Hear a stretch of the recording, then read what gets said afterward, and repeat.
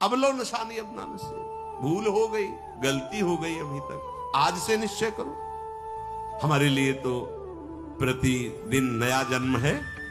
आज हमारा नया जन्म समझो। सत्संग सुना तो सत्संग में हमारे नए जन्म का प्रादुर्भाव हुआ।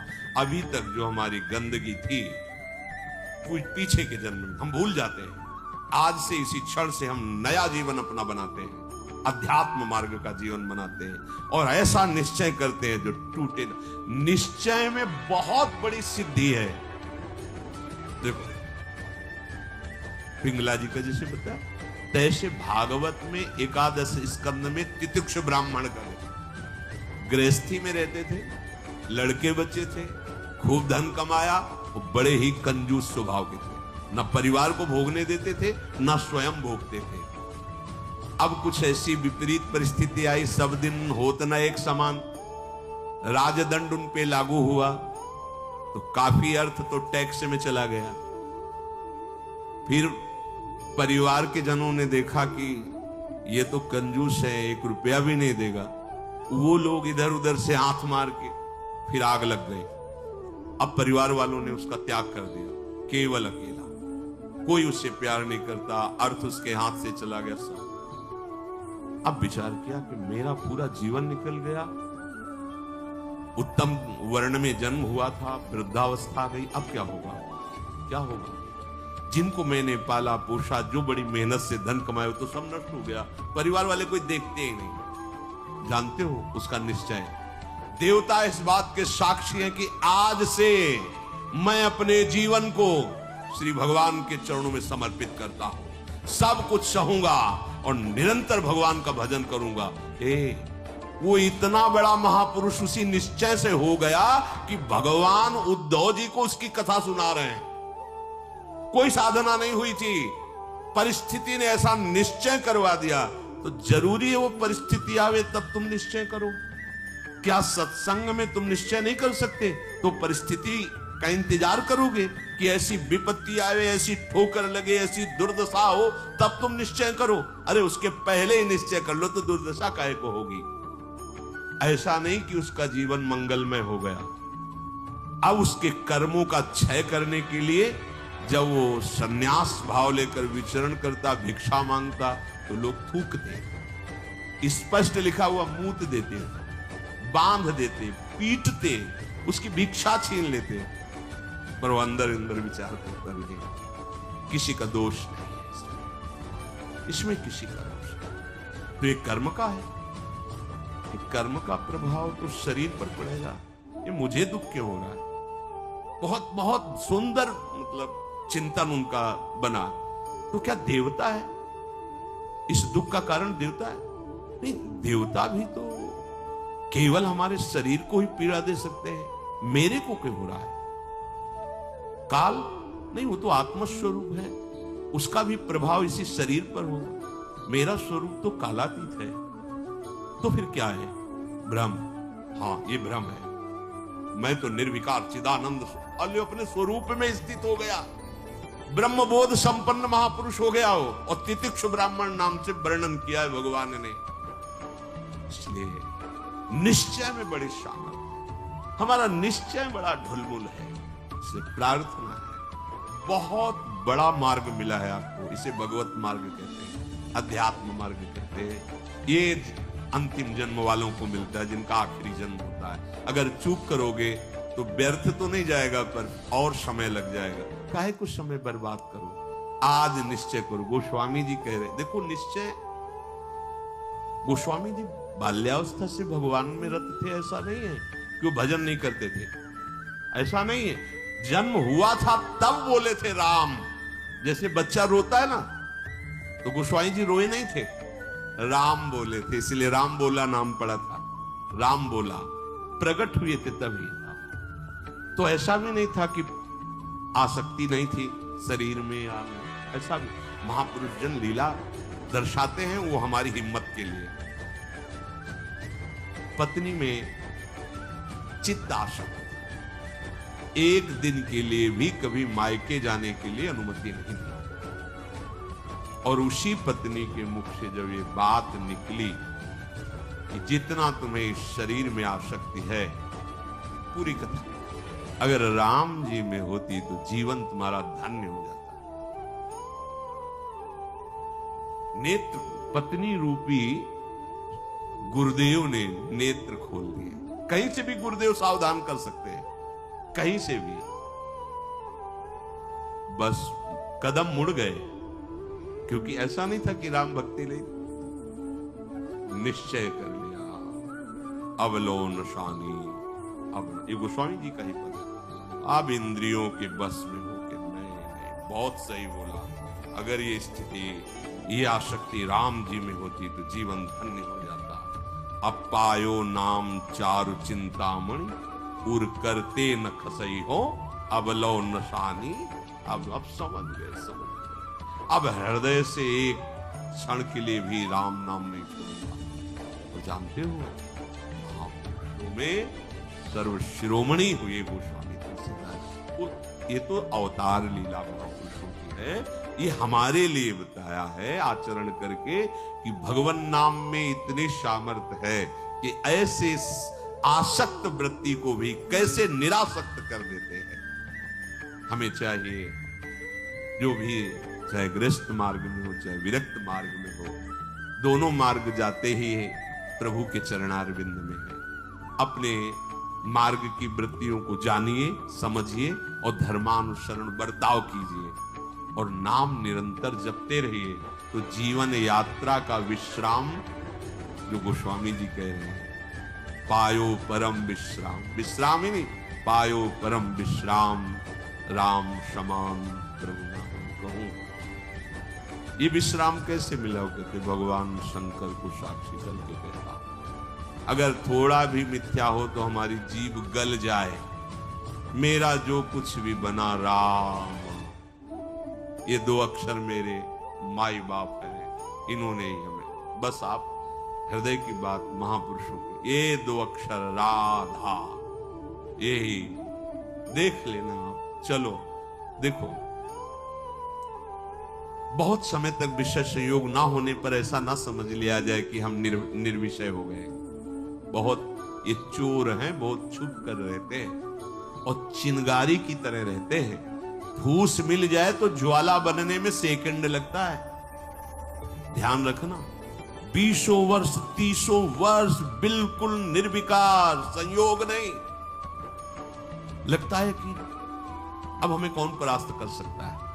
चिंगारी है, फूस मिला ज्वाला बन जाएगी, जिसे नारद जी ने कहा तरंगवत, और संयोग बना तो समुद्रवत, डूब जाओगे, निकलना मुश्किल हो जाएगा। जब तक भगवत साक्षात्कार ना हो जाए, जब तक आपको अपने शरीर का अहम स्मरण करता भोक्ता भाव है, तो ईमानदारी से सावधानी पूर्वक अपने धर्म का पालन करते हुए प्रिया प्रीतम का निरंतर स्मरण, यही हमारे जीवन का परम लक्ष्य होगा। इसी से हमें परमानंद की प्राप्ति होगी। जिस समय हम ये सोचते हैं कि अब हमें कोई भी धर्म विरुद्ध आचरण में, एक आनंद की वृत्ति आती है। देखना, और जिस समय हम सोचते हैं गलत ढंग से विषय सेवन, उसी समय जलन पैदा हो जाती है। जिसके सोचने में जलन पैदा होगी, उसका परिणाम क्या होगा? क्या होगा? आप विचार करो। जिसके सोचने में हमारे जलन हो रही, तो उसका परिणाम तो ज्वाला होगा। धर्म से चलो। चक्रवर्ती सम्राट महाराज अम्बरीश चक्रवर्ती सम्राट होते हुए भक्तों के शिरोमणि हुए। आप क्या भगवत आनंद प्राप्त नहीं कर सकते गृहस्थ में रहकर? ये उद्दंड लोगों की बातें नहीं सुननी चाहिए। जैसे आप, अरे ये तो बाबा जियों के लिए है, सन्यासियों के लिए, हमारे लिए थोड़ी नहीं। भाई, मनुष्य जन्म सबको भगवत प्राप्ति के लिए, भगवदानंद में। देखो, आपके अच्छे आचरण हो, आप जितेंद्री हो, आप नाम जप कर रहे हो, आप कोई नशा नहीं करते, सबकी सेवा का भाव है, तो राम राज्य नहीं हो गया? सब आनंदित रहेंगे, सब प्रसन्न रहेंगे, सबका हृदय सत्य और धर्म से युक्त रहेगा। यही तो आनंद का स्वरूप है।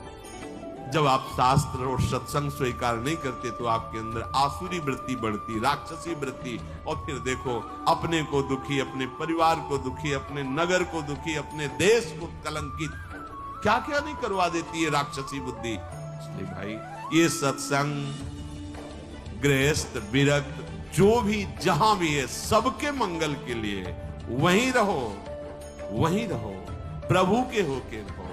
दूसरों को दुख पहुंचाने वाली बात चेष्टा मन में भी मत लाओ, सबको सुख पहुंचाओ, नाम जप करो, सबका मंगल हो जाएगा। देखो हम सब तरंगे हैं,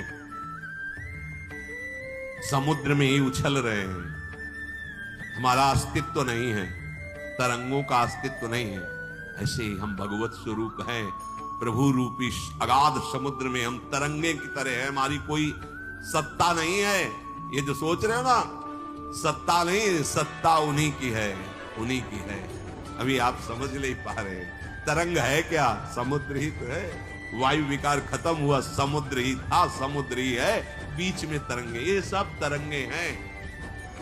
मन की तरंगे मिटा दो, फिर देख लो आप क्या हो, भगवत स्वरूप परम आनंद में। अब चाहे सृष्टि में रहो चाहे धाम में जाओ, कोई फर्क नहीं पड़ता। व्यवहार में भी रहते हुए परमानंद, शरीर छूटे तो प्रभु में परमानंद। उसी के लिए तो हम प्रयास करें, जितनी चेष्टाएं कर रहे हैं सुख के लिए ही तो कर रहे हैं। हे भाई, आप कोई भी हो, गृहस्थ हो, विरक्त हो, कोई भी हो, धर्म से चलो, नाम जप करो, सबकी सेवा की भावना अंदर रखो, तो मनुष्य जीवन का लाभ मिल जाएगा। ये उद्दंडता पूर्वक तर्क वृत्ति रखोगे तो अभी सौभाग्य मिल रहा है सुनने का। धीरे धीरे समय साथ आ जाएगा, आपको शत वार्ता सुनने को नहीं मिलेगी। देख लेना, सत वार्ता जिसके श्रवण मात्र से हमारे हृदय में आनंद का स्फुरण हो और हम उस आनंद के बल से निर्विषय हो जाएं, वो वार्ता सुनने को नहीं मिलेगी। फिर और समय आएगा, धर्म सुने नहीं काना, कलिकाल बिहाल की मनुजा, नहीं माने को अनुजा तनुजा। सब होश में अभी समय है, तर्क वितर्क छोड़ो, जैसा शास्त्र सदगुरुदेव संत जन कह रहे वैसी बात मान लो, निहाल हो जाओगे, परमानंद में मगन हो जाओगे। ये हम बुद्धि की बात नहीं कहते कि तर्क वितर्क आप करें, तर्क सत्संग तर्क नष्ट करने के लिए होता है। हृदय में देखो, बहादुरी जबान से कहने की नहीं है, ये हृदय की बात है। ये यहां युद्ध होता है, पता नहीं क्यों बनी हुई है। वेद विद्या पढ़त, कर्म धर्मन करत, जलप तन कलप की अवधियानी, चारुगत छाण संसार भटकत भ्रमत, आस की पास नहीं तोरी जाने। स्पष्ट वर्णन है, इसका मनन हुआ है गुरु कृपा से, तब हम आपको कह रहे हैं। मनों का निरीक्षण करके, आस की पास नहीं तोरी जानी, सकल स्वार्थ करत, क्योंकि आस की पास नहीं तोरी जानी तो सकल स्वार्थ करत, रहत जन्मत मरत, दुख और सुख के होत मानी। अरे छाड़ जंजार कैसे न निश्चय धरत, एक किन रमत हरिवंश बानी। क्यों निश्चय नहीं करते, उस आस की पास को क्यों नहीं तोड़ देते? वैराग्य मार्ग का पथिक हूं या भगवत मार्ग का पथिक हूं, प्राण त्याग सकता हूं पर एक कदम अधर्म भूल न दे कुमारक नहीं। ऐ मन अब नहीं, अब नहीं, शरीर नष्ट कर दूंगा पर धर्म नहीं नष्ट करूंगा। भगवत मार्ग, ये आस की पास बड़े दुलार से रखे हुए, कभी तो, अभी नहीं नहीं, कभी तो, ये क्यों रखे हुए हो? यही तुम्हें भगवदानंद की अनुभूति वर्तमान में नहीं करने दे रही, यही आस की पास। अभी निश्चय करो जिस मार्ग में चले हो, नहीं नहीं नहीं, अभी शुद्ध ज्ञान स्फूर्ति होने लगी। ये सब यहां की देखी हुई बातें कह रहे हैं आप, बच्चापन से इस मार्ग में है तो यहां देखी हुई बातें कर रहे हैं। बहुत वैराग्य में जीवन, एकांतिक जीवन, फिर भी आशा। पूछो उससे किसकी आशा, क्यों, क्या चाहिए? उत्तर नहीं मिल रहा। चाहिए ये भोग नहीं, देखना भी नहीं, तो आशा क्यों? पता नहीं। आप देखो, अंदर से देखो, जब यहां की बात कही जाएगी ना तो सबके यहां की बात होगी। ये अलग से नहीं रचा, उसी मशीनरी से बनाया गया जिससे सब निकले हुए हैं, सब मशीनरी। इसीलिए कि ये तो हमारे मन की बात कर रहे हैं, वो तुम्हारे मन की बात नहीं कर रहे, संपूर्ण सृष्टि की बात कर रहे हैं। क्योंकि जिससे मन रचा गया है, जिससे शरीर रचा गया है, वो वही एक ही डिपार्टमेंट, वहीं से रचा गया। यही हमें भगवदानंद की प्राप्ति में करना, बहुत धैर्य पूर्वक सुनना है और समझना है। ये हम अपने मन की बात कहते हैं, इसको पढ़ा है, इसको देखा है, इसको समझा है। वैराग्य में जीवन है, इतना भी कहीं गुंजाइश नहीं है। फिर भी आशा है, पूछा जाए इसको भोगों के लिए तो ना है, फिर भी आशा है। ये क्यों है? छाणी जंजार क्यों न निश्चय धरत, निश्चय क्यों नहीं कर रहा तू? तेरे निश्चय की कमी के कारण ये आशा की फांसी बनी हुई है। जब तक ये आशा की फांसी बनी रहेगी तब तक तुझे परमार्थ वस्तु का स्फुरण नहीं होगा। ये जो शुद्ध ज्ञान है ये स्फुरित ही नहीं होता, कामना से ढका रहता है। जैसे कोहरे की ताकत नहीं कि सूर्य को ढक ले, पर मेरे नेत्रों के ढकने के कारण लगता है सूर्य ढक गया। ऐसे ज्ञान स्वरूप जो भगवद अंश है इसमें स्फुरणाएं होती, जैसे सूर्य की किरणें निकलती ना, ऐसे इसमें ज्ञान की तरंगे निकलती रहती, आनंद की तरंगे निकलती रहती। वो आपके अनुभव में आपकी ही तरंग है, अनुभव में इसलिए नहीं आती कि कामना रूपी आशा रूपी कोहरा फैल गया। पिंगला जी ने कोई साधना नहीं की थी ज्ञान प्राप्ति की। ज्ञानियों के परम गुरु विदेहराज जनक जी के ही नगर में रह रही थी, पर वैश्यावृत्ति करती थी। देखिए, पढ़ के देख लीजिए, बहुत सूक्ष्मता से मनन करती हुई तो आपको उत्तर मिल जाएगा। अपने शरीर का श्रृंगार करके बैठ गई संध्या के समय से कोई पुरुष उधर से आता दिखाई देता तो ये पुरुष हमें धन देगा, हमारे शरीर का सेवन करेगा, निकल गया। ये नहीं तो ये करेगा। ऐसे रात्रि अर्धरात्रि हो गई। भगवद अवतार अवधूत शिरोमणि श्री दत्तात्रेय जी भ्रमण करते हुए वही सर्वज्ञ महापुरुष थे, उसकी वृत्ति में ही अपनी वृत्ति लगाए हुए थे, तभी तो उन्होंने गुरु बनाया उसको। 24 गुरुओं में पिंगला भी गुरु है, और बड़ा सौभाग्य उसका महाप्रभु हरिवंश चंद्र जी ने श्रीमद चतुरासी जी में भी उसका उदाहरण दिया।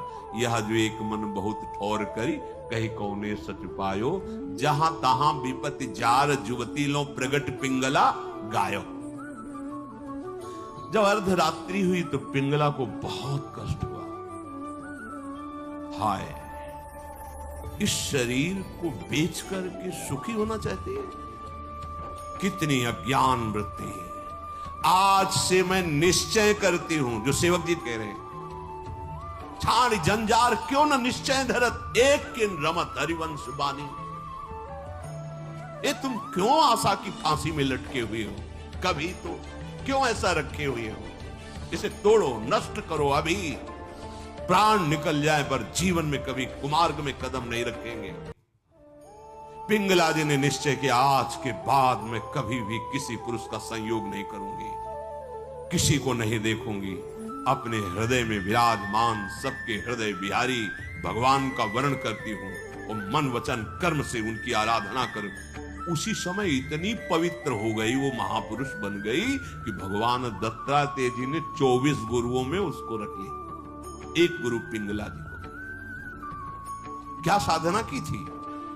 विरति हो गई अपनी वृत्ति से और निश्चय दृढ़ कर लिया, और फिर कभी फिसली नहीं। तो बड़े बड़े आचार्य कोटि के महापुरुषों ने निष्ठा के लिए उसका उदाहरण दिया। जहां तहां विपत्ति जार जुगती लो प्रगट पिंगला गायो। आशा ही परमम दुखम नैराश्यम परमम सुखम। आज के बाद कभी नहीं, मर जाऊंगा कभी नहीं। अभी अभी भगवदानंद स्फूर्त होने लगे, अभी ज्ञान विज्ञान स्फूर्त होने लगेगा। हिम्मत नहीं पड़ रही, इस बात का निश्चय करने की हिम्मत नहीं पड़ रही। क्यों? क्योंकि आपको आशा है, भोग में सुख है। हिम्मत कर लीजिए तो आप अभी जीवन मुक्त अवस्था में पहुंच जाएंगे, क्योंकि उस अवस्था में पहुंचने के लिए कोई बाहरी क्रियाओं की आवश्यकता नहीं, वो हमारा स्वरूप है। हम जीवन मुक्त थे, जीवन मुक्त है, जीवन मुक्त रहेंगे। हमने अपनी स्वतंत्रता को, भगवदानंद को कामना और आशा की फांसी में बांध दिया है। हम ही को तोड़ना पड़ेगा। इसलिए छाण जंजार क्यों न निश्चय धरत, आगमा पाइनो अनित्यास्तास्तिक्षस्व भारत। ये आने जाने वाले विकारों में तुम इतने कमजोर हो गए कि तुम आशा की फांसी बांधे हुए हो, तो परमम दुखम, दुख ही भोगना पड़ेगा। श्रीपाद कह रहे हैं इस शरीर या किसी भी शरीर जो मानव देह प्राप्त हुआ है, ये परम सुख प्राप्ति के लिए।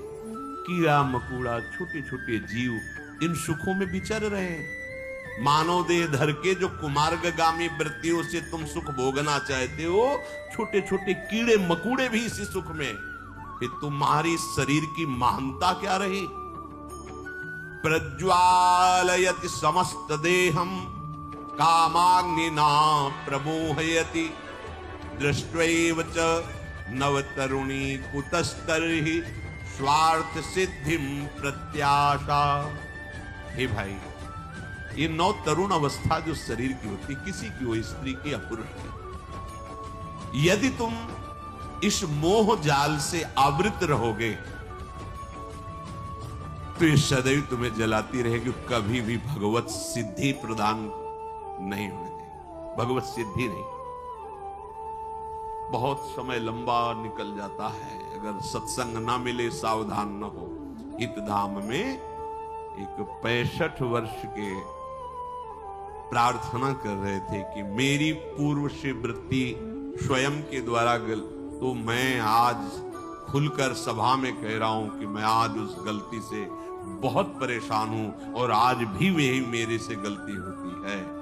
मैंने प्रणाम किया था उनको कि धन्य है कि आप इतने हिम्मत वाले हैं कि भरी सभा में आप ऐसा अपनी बात कह रहे हैं, क्योंकि आप मन से अलग होके बोल रहे हैं, तभी आपको बोलने की हिम्मत आई। अगर मन में तदात्म होता तो आप नहीं बोल सकते थे। कि ये हमारे द्वारा पाली हुई वृत्ति है, हमारे द्वारा ही इसका त्याग होगा।